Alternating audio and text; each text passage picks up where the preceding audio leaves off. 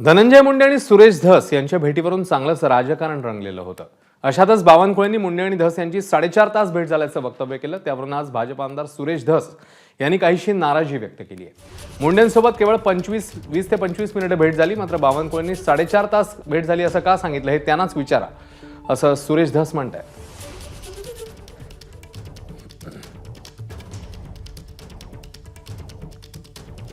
धनंजय मुंडे आणि सुरेश धस यांची भेट मुंबईमध्ये झाली आणि ती बावनकुळेंनी घडून आणली अशा प्रकारचा अंजली दमानिया म्हणतात. नाही, बरोबर आहे ना. मी माननीय धनंजय मुंडे आणि माननीय सुरेश धस यांच्यासोबत 4-4.5 तास सोबत होतो. त्यांचे मतभेद आहे, मनभेद नाही आहे. हे दोघंही इमोशनल आहे खूप, आणि थोडे मतभेद आहे काही विषयावर. त्या विषयाचे मतभेद लवकर दूर होतील.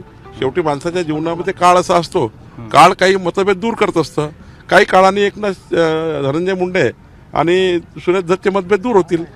माझ्याकडं संशयानं बघण्यासारखं काहीच नाही याच्यामध्ये. 4.5 तास हा शब्द वापरल्यामुळं त्याच्यामध्ये मोठ्या प्रमाणात संभ्रम निर्माण झाला, हे मात्र खरं.